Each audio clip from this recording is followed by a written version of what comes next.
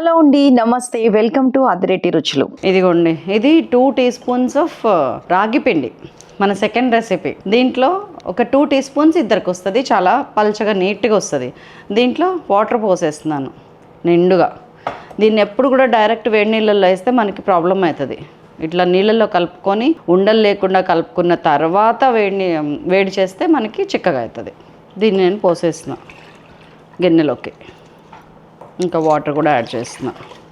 2 స్పూన్ల రాగి జావకి 1/2 లీటర్ నీళ్ళు పోసిన. నేను 250 ml ఆఫ్ వాటర్ పోసిన. ఆన్ చేస్తున్నా స్టవ్, వేడి చేస్తున్నా. ఈ రాగి జావలోకి కావాల్సిన ఇంగ్రీడియంట్స్ ఒకసారి చూద్దాం. రాగి పిండి, పెరుగు, ఉప్పు, ఉల్లిపాయ, పచ్చిమిరపకాయ, అల్లం, కొత్తిమీర, పుదీనా, ఒక చుక్క ఆయిల్, అంతే. పొంగు వచ్చేదాకానేమో ఇట్లాగా కలబెట్టి హై ఫ్లేమ్ మీద పెట్టండి. పొంగు రాగానే సిమ్ చేసేయండి. చూసారా, చూస్తుండగానే ఎంత చిక్కగా మారిపోతుంది. అందుకే 2 టీ స్పూన్స్ ఇద్దరికి అని చెప్పిన. ఇద్దరికి అది 4 కూడా అడ్జస్ట్ చేయొచ్చు, కానీ బాగా చలవ చేస్తుందండి.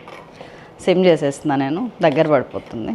ఇంకోండి, కొంచెం ఒక 2-3 మినిట్స్. మీకు ఒకవేళ ఇంకా పల్చగా కావాలనిపిస్తే ఇట్లా నీళ్ళు పోసుకుంటూ ఉండండి, చాలు. దట్స్ ఆల్ అండి. 4 to 5 మినిట్స్ ఉడికితే ఇట్లా మంచిగా ఉడుకుతుంది రాగి జావ. ఎవరికి అరగకపోవటం అనేది ఉండదు. చాలామంది ఏంటంటే రాగులు తినడానికి భయపడతారు. నాకు అరగదు, మోషన్ ఫ్రీగా అవ్వదు, గట్టిగా అవుతుంది, అవన్నీ అపోహలండి. సరిగ్గా ఇట్లా మంచిగా 4-5 నిమిషాలు ఉడకనిస్తే ఎవరికైనా అరుగుద్ది. ఇప్పుడు నేను పక్కకు పెట్టేస్తున్నా. ఈలోపు కొంచెం పోపు వేసుకుందాం లైట్గా. ఇంక ఇలా చేస్తే ఏంటంటే పక్కా కన్ఫామ్గా తింటారండి పిల్లలు, అంతే, అంతకు మించి ఏం లేదు.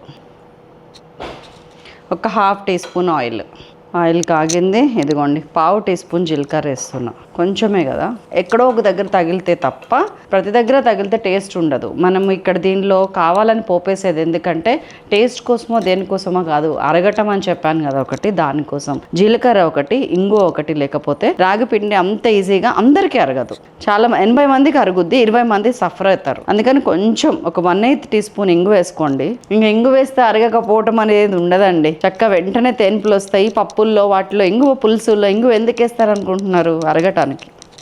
చాలు, గుమగుమ.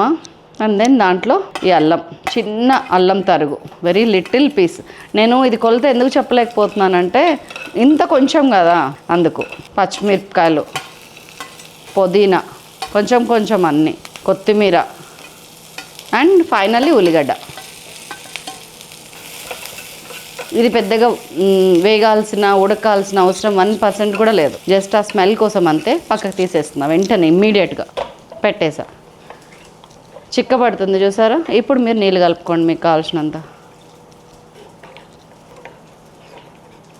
ఒక 2 టేబుల్ స్పూన్స్ పెరుగు తీసుకొని ఇట్లాగా మెత్తగా చేసుకోండి.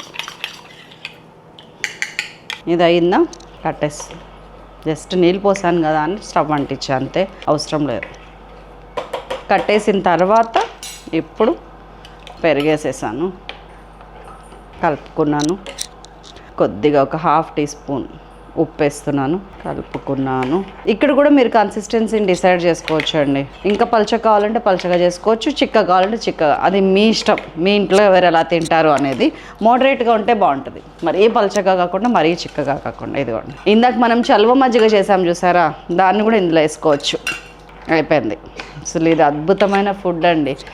మధ్యాహ్నం లంచ్ లేకపోయినా కూడా పర్వాలేదు, తాగేసి బతికేయచ్చు.